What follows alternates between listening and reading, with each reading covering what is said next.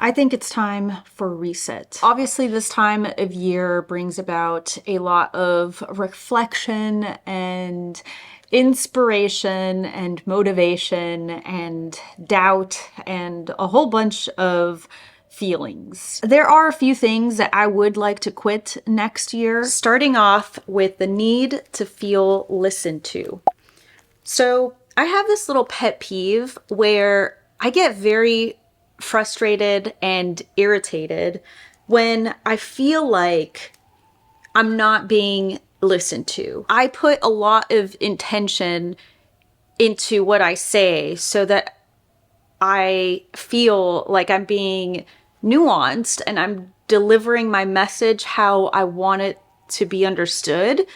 And then when somebody in turn just completely sweeps it under the rug, it's annoying. But at the end of the day, the only person's peace who gets disturbed by that is mine. And it's more often than not because I allow it to. So, moving forward, goodbye feeling irritated by that. If you're not going to listen to me, well, that's your loss. And if you don't understand what I'm saying, that's your loss. Although I've gotten better about this over the years, I still feel like there is this small ounce of resentment somewhere deep down.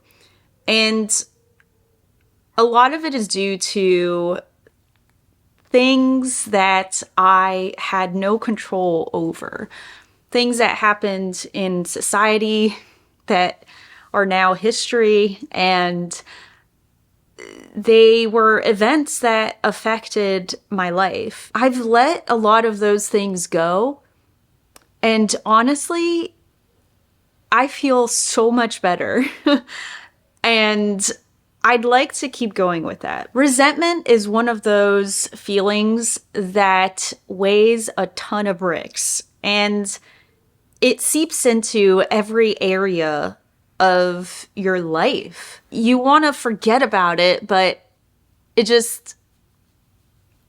doesn't want to be forgotten. I am incredibly happy with where I am now, and I am super excited to eliminate those last couple of ounces that I have, because resentment leads to regret, and I want to have the least amount of regret. Packed schedules. Look, I love a good productivity system.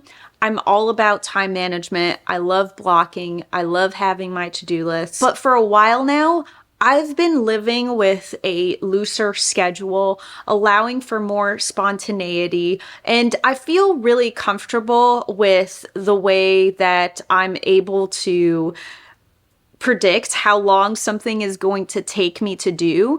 So I don't really need to do time blocking that much anymore. And I'd like to take that a step further. I don't want to have meetings just to have meetings. I don't want to fill up my schedule just so that I feel like I'm being productive, because being busy is not being productive. And if I can have the couple of tasks that I can do in the day and feel like I'm making progress towards my bigger goals and feel like I've accomplished something by the end of the day, then I want that to be good enough for me. I don't really feel like I do this very often, but I think subconsciously self-sabotage is a thing that all of us deal with in some level.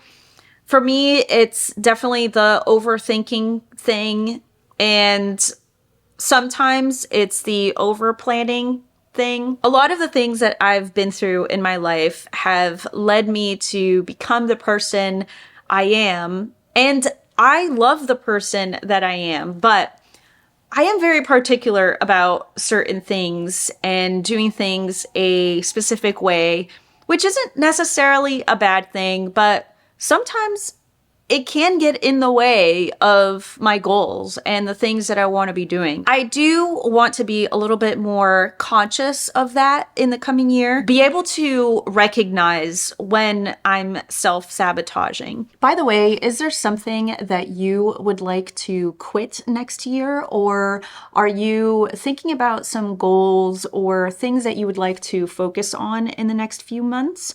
I would like to know what your process is this time of year. So let me know in the comments below. Oh, and if you're enjoying this video, then do give me a thumbs up and consider hitting that subscribe button so that you can see more videos from me. I tend to overthink my purchases, and it's because I've been in this minimalist state for years now, and I've been very intentional with the things that I've let back into my life. And because of that, I think about buying things many times over. And sometimes I will spend a couple weeks or a couple months thinking about whether I should buy something. And I want to do away with that. We've gotten to a point in society where it's so easy to return something. If there's something that I'm considering buying, my rule is if it isn't an immediate yes, then it's probably a no. So I am going to focus on the things that I am extremely passionate about to start. I'm not a super impulsive buyer, so I'm not worried. I just need to give myself a little bit of trust, because I do think that I can make the right choice and I won't buy something just for the sake of buying it. Ultimately, the reason that I want to do that is because I don't want to stress about the idea of potentially owning something and whether it's a bad idea to own it before I even buy it. It just doesn't make sense. It just doesn't make sense. And this kind of goes into the next thing, which is overthinking actions. I'm quitting that. No more of that. This goes hand in hand with procrastination, because I think about things to the point of execution sometimes, and that causes inaction. It's something that I've been thinking a lot about as I've been focusing on this channel here on YouTube and creating more content. I've been on YouTube for a really long time, and when I first started, I didn't really overthink the creation process. Granted, back then, there was no algorithm and there was no monetization, and I was creating for the sake of creating, not with the purpose of getting sponsors, doing brand deals, or starting a business, or making a lead generator, or having an email list. Like, none of those things were a part of the creation process. So I'd like to go back to that headspace where I just turned on a camera and started to record. And I think that approaching YouTube with this process has allowed me to expand this mindset into other areas of my life where I might just be overthinking it a little bit too much. Low value tasks are a waste of time. This goes back to the overbooked schedule. There's a few things on my to-do list that I think are not really that necessary. They're tasks that don't prioritize my goals. And so I want to eliminate those low value tasks. I don't think it's necessary to do those things in order to survive and live. These are just things that take up time and are a distraction from my goals and from my ideal life. And I don't know, it's a waste of time, right? And so I don't want to deal with those anymore. I have this thing where when I have an idea, I have this need to take it from idea mode to completion state in an instant. This isn't always convenient because I can't always complete things in a matter of hours. Some of the projects that I work on take weeks or months to complete. And when I get into this mode, I have trouble doing anything else because I just want to do this thing until it's done.